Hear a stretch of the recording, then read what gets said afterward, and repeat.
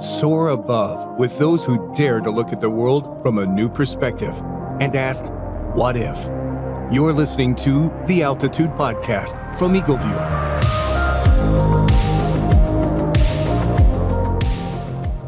Hi, I'm Piers Dormeyer, CEO of EagleView Technologies. On this show, we bring you stories of pioneers who are redefining the boundaries of their fields. Today, I'm joined by someone whose work sits at the intersection of innovation, property, and technology. Lyle Donan is a serial entrepreneur and longtime disruptor in the world of forensic engineering, insurtech, and proptech. He's the co-founder of Source7, a company that's redefining how we use highly accurate property intelligence to assess property risks, and he served on the boards and in the trenches of several ventures. Today, we'll talk about technology, risk, and the power of clarity when it comes to leading through uncertainty.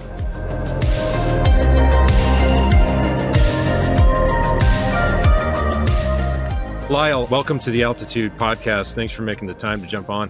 My pleasure. Just jumping in, you founded and led and advised companies across forensic engineering, insurtech, proptech, all the techs. To start us off, maybe you can talk about the thread that connects all of these ventures that you've pursued, maybe what drives you, but also a sentence or a word or two on forensic engineering for all those folks that are listening that live in the land of rainbows and unicorns and don't experience problems. Yeah, sure. My background with forensic engineering is in serving the property insurance industry as a core focus. But my prior business, Donan Engineering, I describe it as a three-legged stool.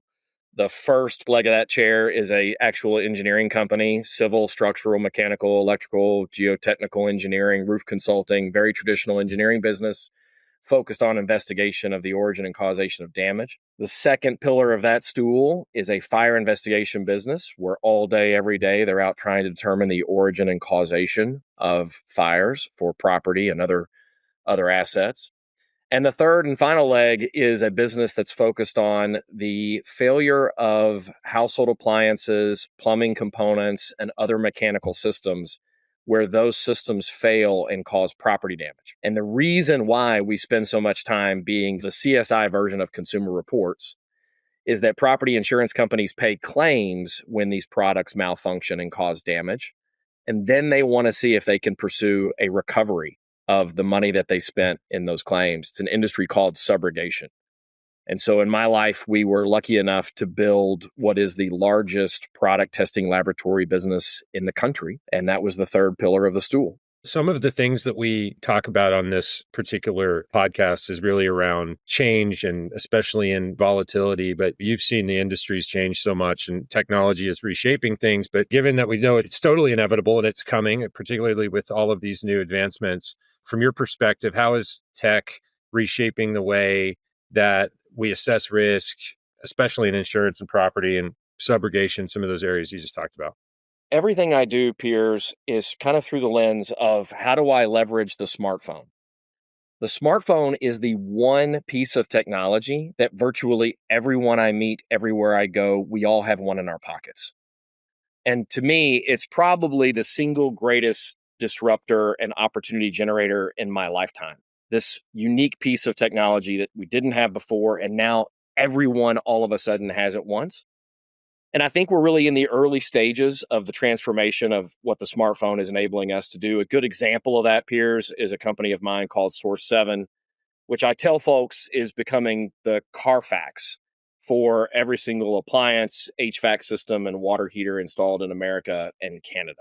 The data and applications for being able to have Carfax for everything inside of our home that we enjoy until it breaks, and we really enjoy until it breaks and causes potentially damage inside of our homes, is really transformational. And there's infinite applications for this sort of intelligence. But none of that would be possible if you didn't have a smartphone camera, because it's the smartphone camera and the ability to take a photograph of an appliance or a manufacturer's tag on a product and then instantly get back all this information about that individual product, again, for a variety of applications around real estate and property insurance, property underwriting, et cetera, et cetera. I'm sure that This has got a long way to help mitigate, fraud in some of those areas as well, right? I mean, without that tool and the metadata attached to that particular photo, that's pretty important. One of the things about fraud is it's a manipulation of the truth.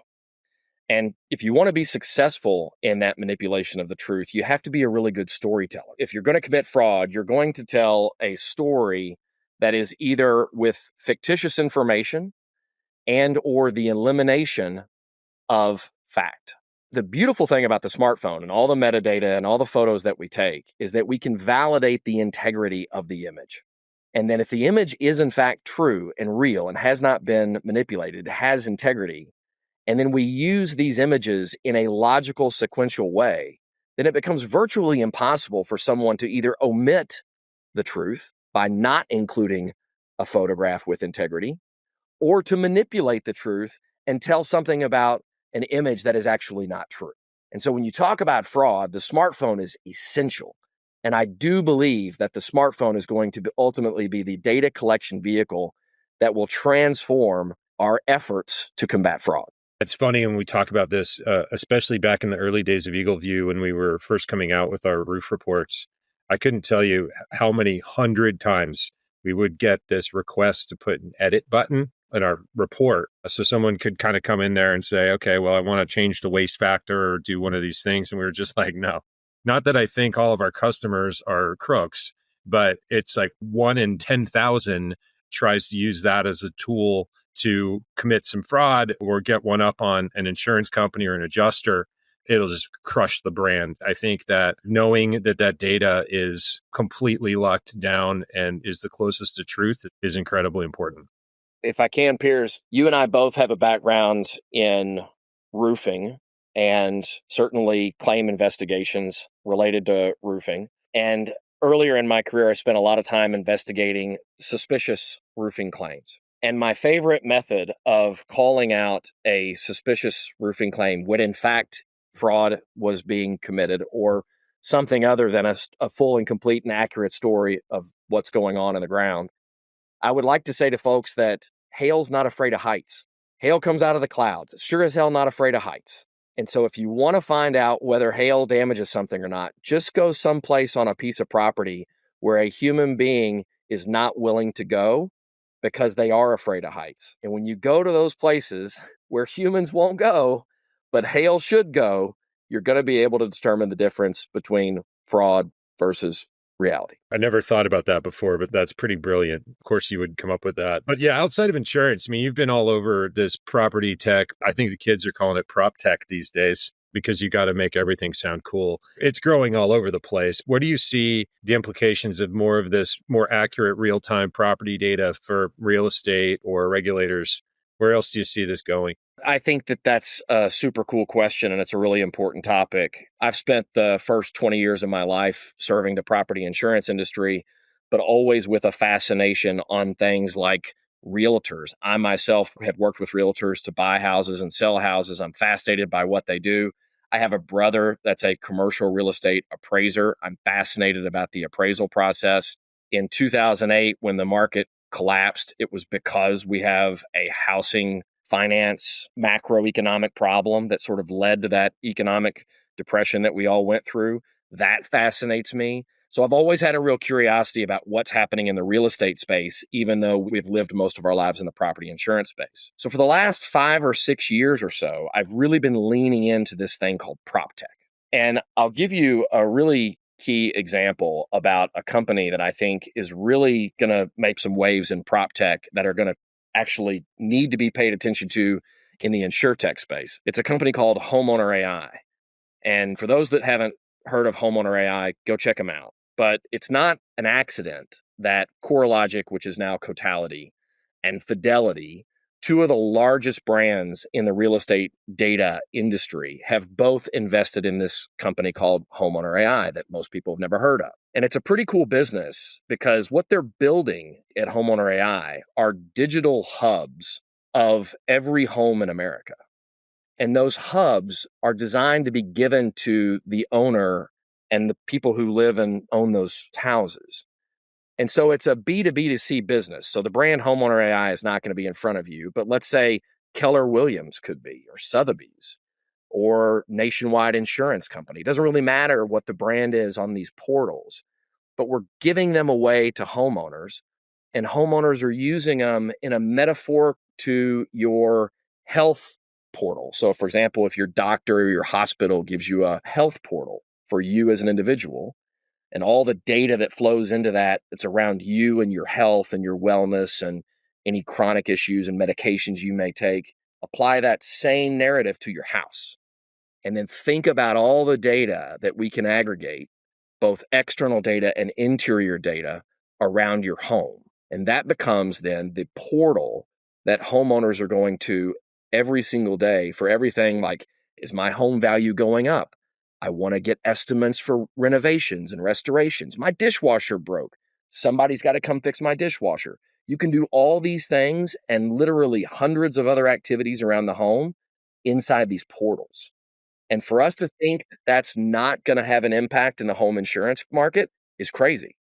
The data being generated in the proptech space, just in this one example, has countless applications for underwriting, risk management, and claims in SureTech space or property insurance space. We've reached a new cruising altitude here at this point in the discussion, and I'd like to take a moment to tell you, our listeners, about a very exciting new capability we recently launched at EagleView.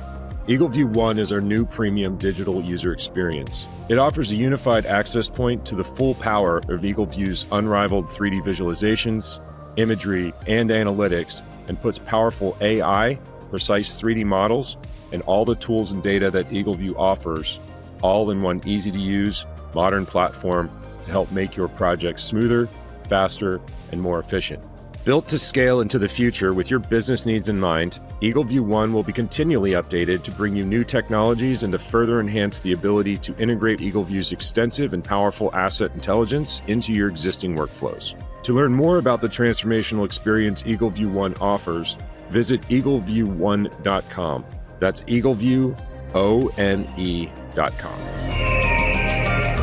This is one of those things where it kind of makes you wonder why we haven't gotten there already. So I think a lot about the mortgage real estate space and why we're not using a whole lot more of the data that's been available and has been being used in insurance for years, maybe decades. And I do feel like that's the next frontier. I think it's actually a little insane that every home, the one that I'm in, doesn't have a score associated with that dishwasher and my HVAC unit, and certainly the roof, right? Given how big of an expense and a headache that is, one of the first things you ask about when you look at buying a house. It's kind of crazy that you don't have that scorecard, because then a homeowner can easily manage their investment. They can manage their repairs and their warranties and really kind of understand what their cash flow and what they need to plan for, I guess. I don't think I was the first person to make this up or say this, but homes don't have VIN numbers. It would be a lot easier if they did. So the best moment when we structure data on a home is not actually when we build it, because most builders don't do this, but it's when we transact a home and somebody does a home inspection. And so that's arguably the best moment to take all the information and structure it objectively and build that digital model of a home. And I totally agree with you. It should be on the type of roof. How old is the roof? What is the condition of the roof? What are the future needs of that particular roof? Down to the dishwasher and the water heater. And by the way, it can include the windows. It's really no part of the home, in my humble opinion, is truly maintenance free. And so getting structured data around that and being able to plan proactively versus reactively is the way you optimize not only the performance of the home, but you optimize the investment you're making in the home, which for most Americans is the most important financial investment they'll ever make in their lives. Yeah, just to beat on the topic a little bit more, but one that's really apropos is just there's always been distrust towards contractors, which I think is really unfortunate because they're doing a really hard job and they do really important work. But also with the carriers, and everybody sits and they realize that they're not getting renewed, or they have 6 months to get their property in shape before it gets renewed. And they don't have money for a roof, and almost nobody knows what a roof costs.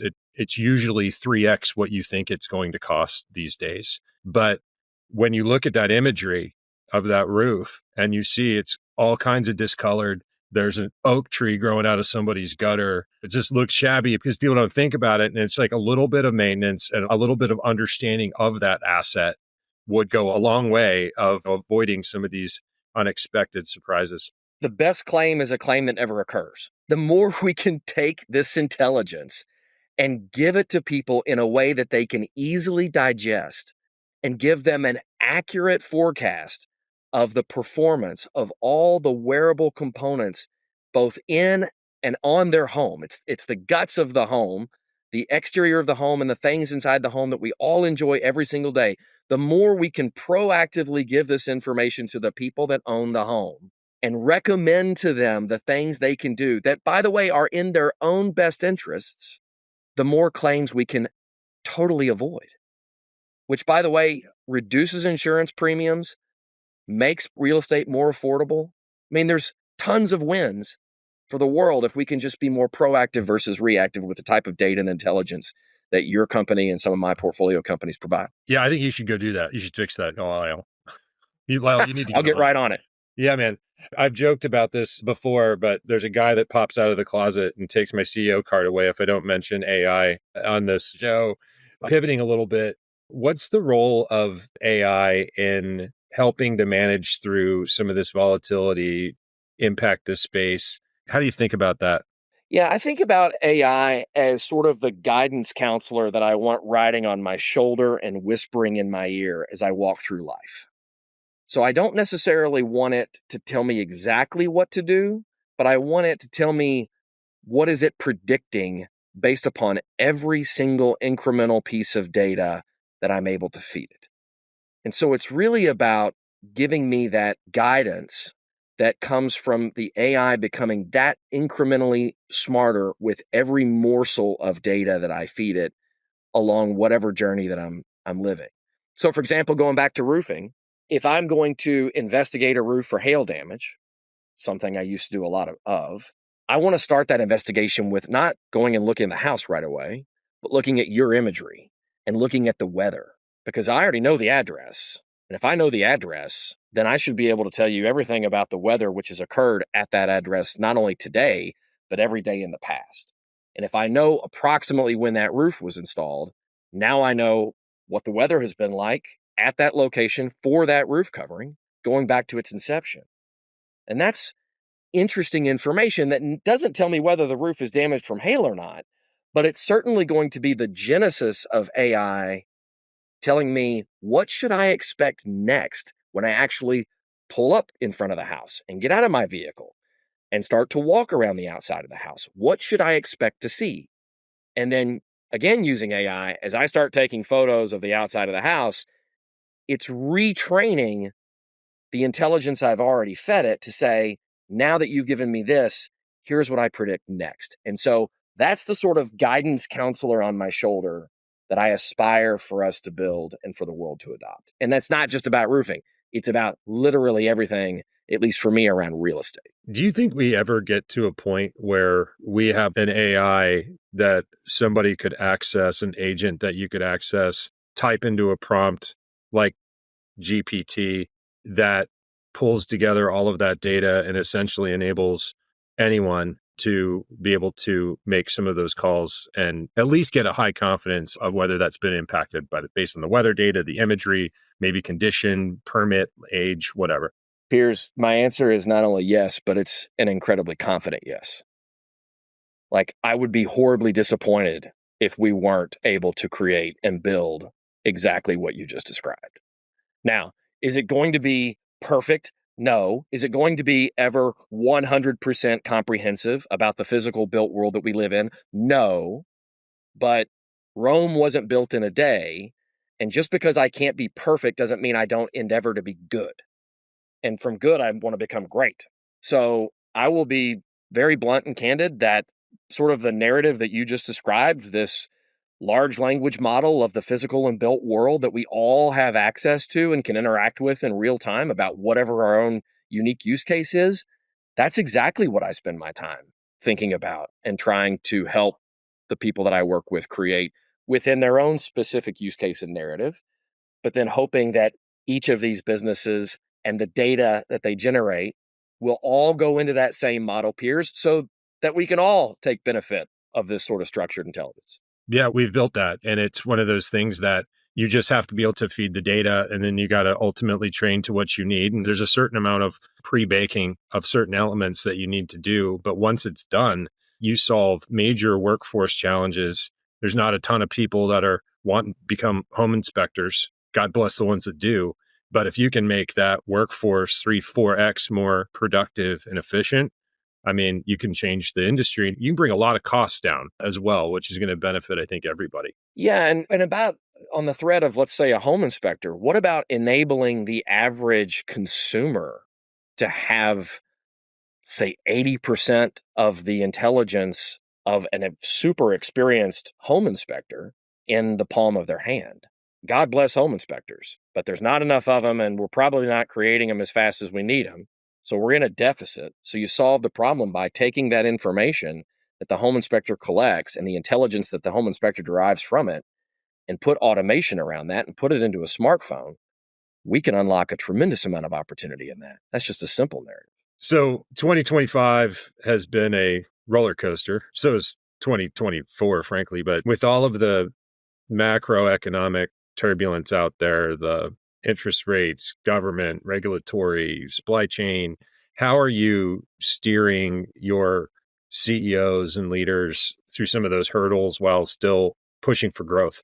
Ironically, you're the second person who's asked me this question this week. I was on a call with a executive leader of a large independent adjusting company and property insurance company that you and I know well. But he asked a very similar question. Rather than doing mergers and acquisitions, where do you think we should focus on organic growth? And my answer was that rather than focusing on new customers and transformational initiatives within his business, I was like, just focus on the customers that you already serve, that you already know, and ask them what are the problems that they're dealing with that are high frequency problems that are adjacent to whatever you're doing for them today. And the more uncertainty there is in business, the more I want to focus on existing problems with existing customers. And I have a strong bias, Piers, for really high frequency problems. So the more I can do that, the better. And it's closest to the value that I'm already delivering to that customer. And in my career, the more turbulent the waters become, the more I want to focus on that place for growth. Love the ones you're with, right? Yes. Cool. Well, leave it on a final nugget. I wanted to ask you, you've got a pretty good one here, but if you had to sum up your philosophy, your leadership philosophy in a single sentence, what would that be? One of my personal hobbies is American history. I think history is cool anyway, but American history is my favorite place to study. And one of my favorite characters in American history is General Ulysses S. Grant, who was commander of the Union Army in the American Civil War. And he was absolutely brilliant, but he's got a bunch of really great one-liners. And one of my favorite quotes is that the art of war is simple enough. Find out where your enemy is, get at him as soon as you can, strike him as hard as you can, and keep moving on. And if I had to summarize effective leadership, it's an incredible bias for action. And I think Ulysses S. Grant says it better than I do. I think you're right. I think the moral of that story is stay on Lyle's good side. That sounds like a great way to wrap it up, man. But really appreciate you coming on and spending some time. You're welcome. I've enjoyed this. Thank you, Piers.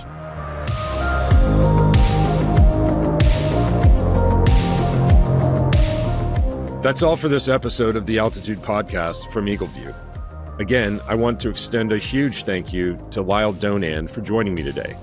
His passion for data-driven decision-making and clarity in the face of risk is inspiring. And thank you for tuning in. If you're enjoying the show, don't forget to subscribe, give us a follow, and tell your friends to listen in. I'm Piers Dormeyer. See you next time on the Altitude Podcast.